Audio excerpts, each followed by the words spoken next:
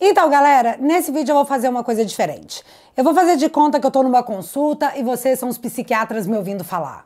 Cara, eu realmente preciso botar pra fora, senão eu vou ficar louca. E não, ninguém pediu a minha opinião, que é única e exclusivamente minha e é o que vai rolar aqui. Mas apesar de ninguém ter pedido, eu vou dar assim mesmo. Pode ser que depois desse vídeo algumas pessoas fiquem chateadas, mas eu tô fechando a 5ª série B. Tá na hora de um papo de adultos. Eu não aguento mais falar de Nunes e Marçal.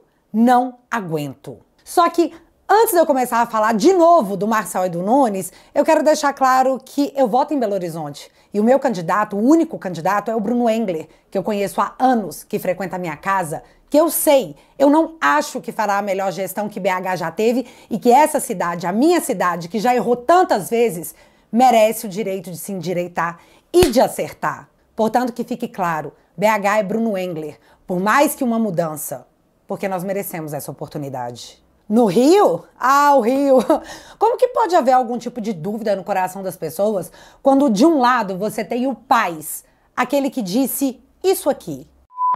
Nós estamos juntos aí, presidente. Tá bom? Obrigado, receba meu carinho aí, estamos juntos, minha solidariedade, vamos em frente nessa história. Agora, da próxima vez, o senhor me para com essa vida de pobre, com essa alma de pobre, comprando esses barcos de m***, sítiozinho vagabundo, porque sou uma alma de pobre. Todo mundo que fala aqui no Rio, eu falo o seguinte, ó, imagina se fosse aqui no Rio, esse sítio dele, não é em Petrópolis, não é em Itaipava, é como se fosse em Maricá. É uma merda de lugar, pô. Esse barquinho dele em São Pedro da Aldeia, Araruama, não é em Búzios nem Anjos. É um cafona, que o senhor não perdeu essa sua alma de pobre. Isso que é a maior desgraça que eu estou vendo nesse processo todo. É isso. Mas é exatamente isso. Tá bom, querido? Obrigado, Eduardo. Qualquer coisa me liga aí, presidente. Muito obrigado, forte abraço. Valeu, tchau. Do outro lado, você tem o Ramagem, o cara que quer lutar contra bandido, que seu único crime foi apontar o dedo na cara de corrupto, o cara da segurança que o Rio tanto necessita. O cara de caráter, que não tem rabo preso, que tá chegando com vontade de mudar o Rio de Janeiro, que nunca teve tal oportunidade. Não tem que pensar, viu, galera? Em Fortaleza tem o André Fernandes, o jovem com sede de renovação numa das cidades mais politicamente enraizadas do Brasil. Aquele que quer chegar com o pé na porta para a revolução que a cidade espera há anos. E essa hora chegou, e essa hora é agora. E é em Curitiba, cidade onde tudo isso começou na minha vida, que me perdoe o Paulo Eduardo, que eu gosto muito, muito mesmo, mas que infelizmente nessa corrida veio de vice. Curitiba está com a oportunidade de eleger a Cristina Grêmio, aquela jornalista que lutou por tudo que nós acreditamos durante anos na frente dos nossos olhos, com a gente assistindo e admirando não só a sua coragem, mas também a convicção dessa mulher. Curitiba merece, enfim, se endireitar com alguém que a gente sabe que pensa exatamente como a gente. E ela mesma nos convenceu disso, de nunca desistir. E aí nós chegamos em São Paulo. E sabe-se lá como esse tema, devido às proporções midiáticas, tomou conta de todo o debate público nacional. Eu sou extremamente cobrada, de um lado e de outro. E eu entendo isso perfeitamente. Meu maior público está de fato em São Paulo. E essa é a reação das pessoas que me acompanham. Bárbara está fazendo uma campanha ferrenha para o Marçal.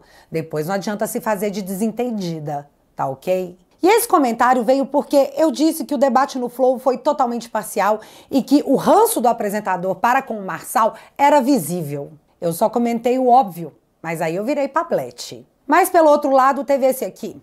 Até você, Bárbara, fazendo campanha velada pro Nunes, logo você que tanto lutou contra a ditadura sanitária. Pedágio alto esse trem. Isso é para ter acesso VIP ao Congresso Conservador dos de direita? E isso foi porque eu critiquei a postura do Marçal em dizer que faltava homens de coragem para governar São Paulo, mas ele se recusou a ir no Paulo Figueiredo para falar do Alexandre. Aí pronto, virei nunista. E atualmente o que eu tenho mais ouvido é: vocês estão dividindo a direita e quem mais se beneficia disso é o Boulos, é o Dilma. Sobre isso eu preciso esclarecer uma coisa. Matéria dessa terça-feira agora. Um partido popular sem os votos do povo. Tudo indica que PT amargará seu pior desempenho nas eleições municipais desde a redemocratização. O partido não mudou, mas o Brasil sim. E quem experimenta sua gestão, a rejeita. Isso não te convenceu? Beleza. Então ouve aí o blogueiro lulista dizer. O Nordeste está sendo tomado pelo bolsonarismo. Em 8 das 9 capitais nordestinas, candidatos de direita bolsonaristas estão liderando. Apesar disso, se nota a falta de envolvimento direto do presidente Lula e de outras lideranças importantes nas campanhas dessas capitais. Sem uma resposta rápida, eficaz em um esforço coletivo, as chances de reverter esse cenário perigoso diminuem. E olhe, há cerca de 2 décadas o Partido dos Trabalhadores tem sido dominante aqui no Nordeste, o que garantiu vitórias eleitorais para a presidência. Mas neste ano, esse cenário está ameaçado. O PT não lidera em nenhuma das 9 capitais nordestinas e apenas no Recife um candidato apoiado pelo PT lidera. Em Maceió e Aracaju, quem lidera as pesquisas é o PL de Jair Bolsonaro. Cenário semelhante se repete nas demais capitais nordestinas. Então, esse cinturão bolsonarista no Nordeste coloca em risco a resistência de esquerda construída ao longo dos últimos 20 anos na região. O avanço do bolsonarismo mostrou seu efeito em Alagoas na eleição passada, onde Lula obteve um desempenho abaixo da média regional, o que pode voltar a acontecer em mais estados. Com o avanço da direita no Nordeste, o futuro do Brasil está em jogo e o presidente Lula precisa entrar de cabeça na região. O PT voltou para matar a memória afetiva que existia nos brasileiros. E esse é um remédio amargo que todos estamos sendo obrigados a tomar. Mas voltando para a frase que muito se fala nas redes sociais. Ai, vocês estão divididos à direita. Eu estava conversando com o Luiz e ele me disse que nunca apoiou o Pablo publicamente, mas virou pablete. O Gaia respondeu um vídeo do Marçal com toda a educação do mundo e virou nunista. O Nicolas havia dito que só se manifestaria no segundo turno das eleições e pá, também virou nunista. E eu tenho uma explicação simples para te dar do porquê ninguém tá falando que eu faço M ou eu faço N, bora agitar. Porque esse cenário não era o que a direita havia se programado para lidar. A gente tinha se programado de ir com um candidato. E olha, é importante relembrar porque quem disse isso não foi eu. Outubro de 2023. Eu tive conhecimento, né? Apesar do temperamento do Salles ser um pouquinho exaltado de vez em quando, tá? E ainda tenho esperança que ele terá sucesso lá em São Paulo ainda, falando do coração, isso aí. Mas não aconteceu, todo mundo sabe. E na expectativa de quem seria o nome, todos ficamos aguardando quem seria o substituto de Ricardo Salles. O nome do Ricardo Nunes nunca estaria na lista de candidatos que a direita teria feito, em nenhuma posição dela. Mas foi o que aconteceu. E a questão é, por que aconteceu? Essa também tá fácil de explicar. Agosto de 2024, também conhecido como mês passado. Olha, eu queria a prefeitura o Ricardo Salles. E foi numa queda de braço, até o momento que o Valdemar ganhou. Aí tudo bem, eu não entro na campanha, só vou passar por São Paulo usando Congonhas, por ocasião das eleições. Daí me ofereceram a vice. Daí eu indiquei um coronel, o nome dele é Melo Araújo, ex-comandante da Rota, que nos últimos 2 anos do meu governo administrou a Sergesp. Então esse é o nosso vice que está lá, e eu fechei com o Ricardo Nunes. Não é o meu candidato dos sonhos, mas eu tenho um compromisso e vou ajudá-lo onde for possível. Bolsonaro perdeu a disputa para o Valdemar. Valdemar é o presidente do PL, partido do Bolsonaro. E aparentemente existe sim um acordo. Bolsonaro teria que engolir essa derrota ao não indicar seus nomes para as prefeituras. Em troca, os nomes ao Senado em 2026 seriam todos indicados por ele, pelo Bolsonaro. Eu realmente entendo que deve ter sido muito difícil, mas eu também entendo que o Bolsonaro estava olhando lá na frente aquele que pode ser o fiel da balança para a democracia brasileira ser reestabelecida. A maioria no Senado Federal. E vocês já vão entender a urgência disso? Com direito a vídeo. E eu sei que para muitos essa questão de ter maioria no Senado é tipo história do boto cor-de-rosa, só que nunca foi tão real. Alcolumbre alerta para risco de impeachment de ministros do STF a partir de 2027, dizem fontes.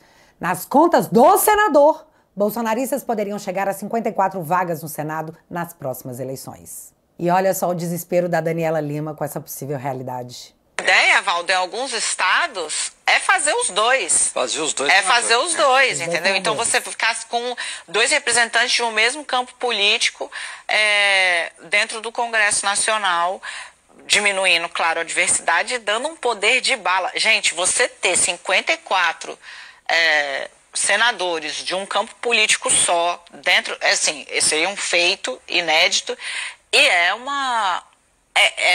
praticamente, você hiperboliza um poder de uma forma, né? Você cria quase que um segundo presidente, talvez. A política é feita de se escolher as prioridades.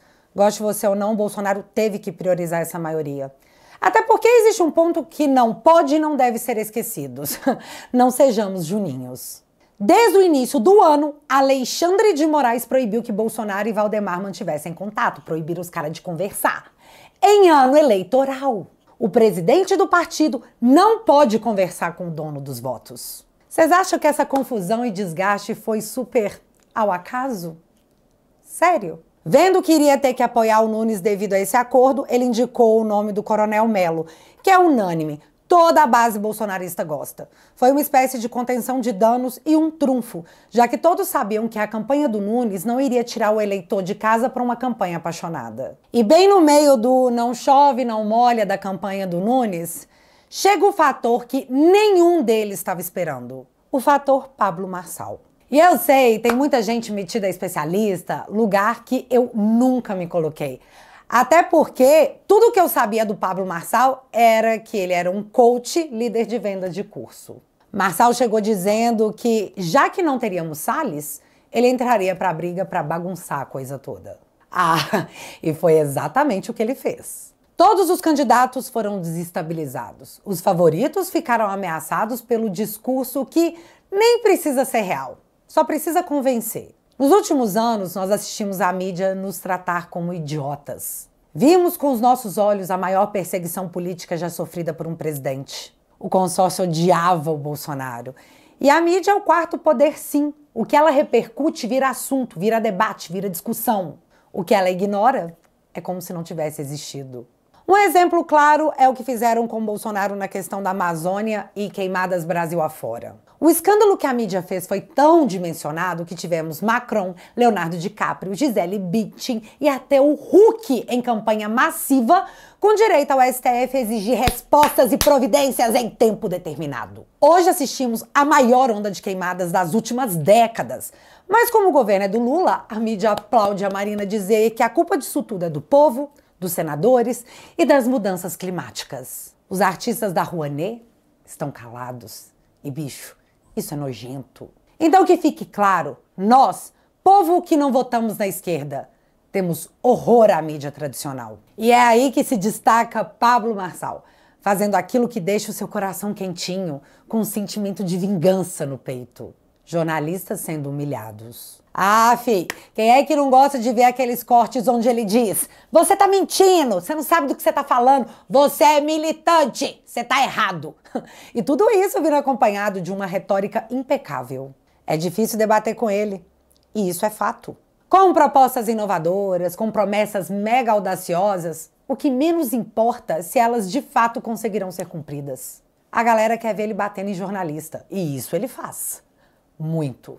Hoje temos 3 frentes na sociedade: os eleitores de esquerda, os antipetistas e a nova emoção desbloqueada, os antimídia. Entre o Nunes, aquele cara sem graça, mas que muita gente se lembra com mágoa pelo período da pandemia, e o Marçal, o cara que chega com o dedo na cara a ponto de você ignorar todas as outras coisas que envolvem o nome dele, bom, tá aí o que aconteceu com a direita. Política virou paixão nacional. E se a paixão não é despertada, você se apaga. E há anos a gente assiste o jogo político sem nunca participar, porque eles nos deram a manete desligada, sabe? Mas não mais. E foi entendendo esse jogo e todo o potencial que a direita no Brasil tem que alguns parlamentares resolveram descer pro parquinho. Estava aberta a campanha, não vote no PSD. Mas eu preciso desenhar isso direito para você entender. Em vários momentos da minha vida, eu ouvi que o PSD do Kassab governa São Paulo.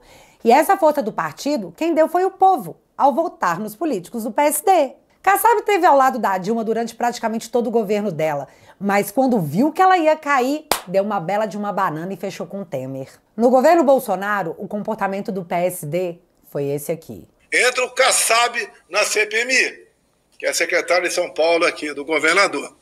O Kassab determinou que todos os seus deputados e senadores votassem contra Jair Bolsonaro, favorável ao relatório, para me indiciar na CPMI, para que ele mantivesse 3 ministérios no governo Lula. Então o Kassab determinou para que seus deputados e senadores do PSD votassem pelo indiciamento de Jair Bolsonaro, independente de provas. Eu não fui convidado nem convocado para a CPMI, senão ele perderia 3 ministérios. Esse é o perfil, né? O Kassab bem representa o caráter do velho político brasileiro. E essas pessoas presas, 17 anos, e também esse que morreu, o Quezão, senhor Kassab, só tem responsabilidade nisso. Porque se o teu partido tivesse feito um trabalho isento na CPMI, a exemplo do procurador agora, que desmonta a CPMI, com toda certeza não teremos a barbaridade toda lá. Mas vocês, para atender a narrativa do PT, que a direita é golpista e é terrorista, você, Kassab, manda os teus parlamentares do PSD votar favorável ao relatório. Então, você não tem como buscar a verdade, buscar dias melhores para o seu país, se você não tiver o João 8,32 na cabeça. E conhecer a verdade vos libertará. E sim, hoje o PSD tem 3 ministérios do governo Lula: o Ministério da Agricultura, Ministério da Pesca e Minas e Energia. E então chegamos no atual momento da política brasileira. Nunes é o candidato do PSD. Entenda uma coisa, durante anos nós fomos apertados na parede, nós fomos pressionados porque éramos uma minoria tentando governar. Tentávamos fazer as coisas e éramos podados, limitados, encurralados na parede. Só que hoje o mundo é digital e é por isso que eles odeiam a internet. Isso aqui é a nova praça pública e é aqui que as opiniões são formadas e emitidas. É aqui que a direita é maioria. O movimento contra o PSD é justamente a virada de mesa. Os que sempre foram encurralados na parede, agora apertam esses caras contra ela. E não tem ameaça, não tem dinheiro envolvido, tem o povo. Se a situação que nós chegamos hoje, por forças maiores a que nós queríamos, era ter que apoiar o Nunes, beleza, a gente apoia. Mas em troca do nosso apoio, do apoio da direita, que é tão caro e precioso, me dá em troca algo mais valioso. Nos dê os votos para o impeachment do Alexandre de Moraes. Caso contrário, todo o poder que o PSD tem, que só existe porque o povo elege seus parlamentares, pode ser minado. Hoje o PSD tem 11 senadores. Mas vem cá, o que é um partido político sem parlamentares eleitos? Bom, eu achei a troca justa. Nos dê o que queremos, caso contrário, 55, que é o número do PSD, pode ser tão estigmatizado quanto o 13. E sim, aparentemente estamos aprendendo a brincar de política. E toda essa longa explicação veio para chegar nesse momento do vídeo. Após tudo isso que eu te contei, eu tô assistindo gente chamar o Nicolas e o Gayer de traidores. Estão dizendo que eu me rendi ao Marçal, que o Oi Luiz agora é Pablete, que o Kim Paim é gado do Nunes, que o Marcel Van Hatten quer o protagonismo da direita. Gente, eu cheguei a ler que o MBL tá sendo mais sensato do que alguns apoiadores do Bolsonaro. Olha a loucura dessa frase, olha a loucura de tudo isso. Não tem ninguém dividindo a direita além de nós mesmos. E essa é a minha conclusão final. Sabe em quem você deve votar em São Paulo nesse momento? Eu não ligo! Ah, Bárbara, como assim você não liga? Como assim você tá diminuindo a importância da eleição? Não, eu não tô não. Sabe por quê? Sabe onde mais tem eleições? Na Venezuela. Eu tô em agonia profunda em assistir que a maior chance que nós tivemos nos últimos 5 anos de restabelecer a normalidade democrática no Brasil tá sendo abafada por briga pelos candidatos em São Paulo. Eu não tô preocupada com o Nunes, eu não tô preocupada com o Marçal, eu tô preocupada com o seu Jorginho, um idoso condenado a 17 anos de cadeia, ou seja, para ele uma prisão perpétua, pelo 8 de janeiro, que tá preso desde então com pneumonia e com depressão, enquanto a Deolane foi solta e tá postando vlog da cadeia nas suas redes sociais. Eu tô preocupada com a dona Vildete, de 73 anos, com trombose, que foi presa depois de uma reportagem do UOL dizendo que as pessoas, com medo dessa justiça, estão fugindo do país. Então, para que essa senhora não fuja, é melhor ela ficar presa. Enquanto isso, de novo, essa semana o Toffoli anula mais provas de empresários envolvidos no maior esquema de corrupção que o Brasil já viveu. Eu tô preocupada com o Felipe Martins, que ficou 6 meses preso por uma prova falsa, por uma alegação da justiça que nunca existiu. E mesmo que todos saibam disso, o cara tá de tornozeleira e proibido de usar as redes sociais. Eu tô preocupada com o fato de, mesmo as contas da Starlink e do Twitter terem sido bloqueadas para que o dinheiro das multas do Alexandre fossem retirados, numa coisa nunca antes vista no Brasil, mesmo o Twitter nomeando o representante legal, mesmo o Twitter bloqueando as contas determinadas pelo ministro Alexandre, a plataforma não volta, porque o ministro tá vendo má fé na nomeação da representante, o que vai atrasar a volta da plataforma ao Brasil. Eu tô preocupada com centenas de brasileiros colocados em inquéritos secretos onde, segundo o Estadão, podem ser punidos por leis tiradas da cabeça do Alexandre. Eu tô preocupada com a lista feita pela Polícia Federal, entregue à Suprema Corte, com nomes de brasileiros que podem ser multados por terem usado o Twitter, sendo que o critério vai ficar a cargo do próprio ministro Alexandre. Eu tô preocupada que o Daniel Silveira já pagou as multas, já tem tempo previsto em lei para progressão de regime, tem laudo favorável à soltura e, mesmo assim, continua preso. Eu tô preocupada com o fato de que 61% dos brasileiros têm medo da censura nas redes sociais. Eu tô preocupada com a Suprema Corte contrariando a si mesma e impedindo que o sistema de distribuição de processos da Corte seja auditado. Eu tô preocupada com os filhos da Débora. Crianças que estão crescendo sem a mãe, presa há 1 ano e 8 meses, porque escreveu "Perdeu o Mané" de batom numa estátua da Suprema Corte. E eu poderia ficar até amanhã citando quais são as minhas preocupações com o Brasil e ainda assim não chegaria nas eleições de São Paulo. Barroso, presidente da Suprema Corte, é o autor da frase "Perdeu o Mané, não amola". E em vez da gente amolar esses caras, já que nunca antes na história desse país nós tivemos 36 assinaturas para o impeachment de um ministro da Suprema Corte, a gente resolve ficar aqui, brigando por causa de políticos em São Paulo, em vez de nos unirmos na maior de todas as pautas: a democracia brasileira. A verdadeira, tá? Não aquela usada nos discursos de censura.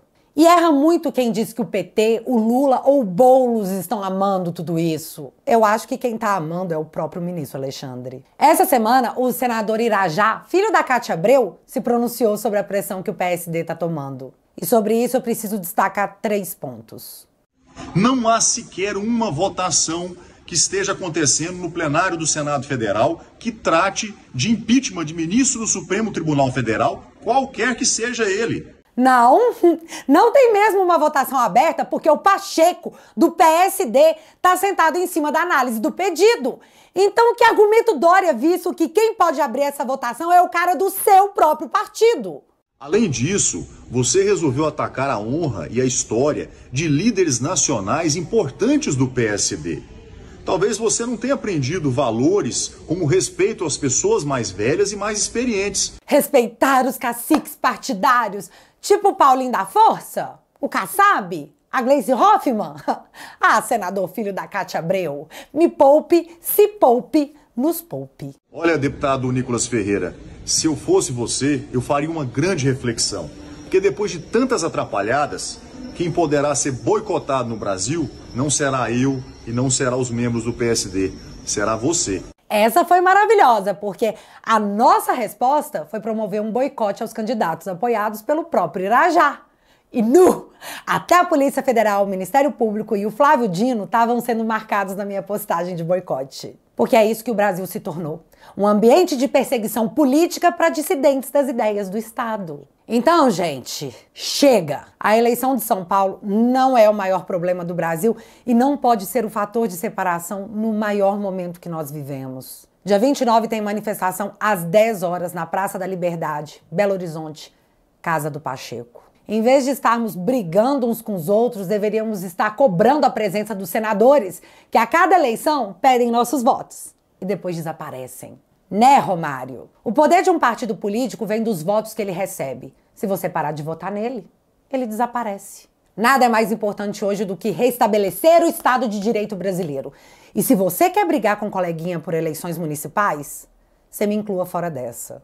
Ah, mas fulano quer ser o próximo Bolsonaro. Esquece! Bolsonaro é único. Ele tem o que nenhum desses políticos mostrou por completo até hoje: caráter. Bolsonaro é processado por importunar a baleia, por cartão de picadinha, por presente que ele recebeu, por tentativa de golpe que nunca existiu. reviraram a vida do cara por mais de uma década e nunca conseguiram chamá-lo de corrupto. Ah, mas porque se não apoiarmos fulano, nós vamos enfraquecer o Bolsonaro. Esquece de novo, Bolsonaro é a pedra no sapato de todo o sistema. Por isso é tão violentamente perseguido. Calado pelas mais altas instâncias da justiça desse país, que teve os direitos cassados por se reunir com embaixadores, após ministro da Suprema Corte fazer a mesma coisa. Que motivo bom, né? Eu assisti o fim do bolsonarismo várias vezes, com Aras, com Nunes, com Moro, e no final das contas, o cara tá de pé, de novo, porque ele é único. Então eu só peço, por favor, não esquece de tudo o que aconteceu nos últimos anos, não se esquece de como chegamos até aqui, não se esquece que a liberdade é a primeira coisa que os ditadores tiram de nós. O resto vem em cascata. Nós deveríamos estar juntos nessa prioridade. E é o que eu espero que aconteça a partir de agora. Dito tudo isso, finalizo esse vídeo perguntando para você: o que é mais importante? Use a sua resposta para lutar por isso. Considere apoiar o canal que sofre a perseguição democrática pelo simples fato de eu ser uma dissidente ideológica do Estado. Assinando o teatualizei.app por R$10 por mês, você financia o meu trabalho e, em troca, recebe conteúdos exclusivos com cultura pop, com geopolítica, com documentários e vídeos exclusivos aqui do sofá. Vou deixar o link fixado aqui no primeiro comentário e, desde já, muito obrigada, em meu nome e dos meus advogados, que essa semana receberam o processo movido contra mim porque eu disse que o Lula apoia ditaduras. Pois é. E é isso, galera. Nos vemos domingo às 10 da manhã na Praça da Liberdade. E nada é mais simbólico que isso, já que o que está em jogo é, de fato, a nossa liberdade. Nos vemos lá. Fui.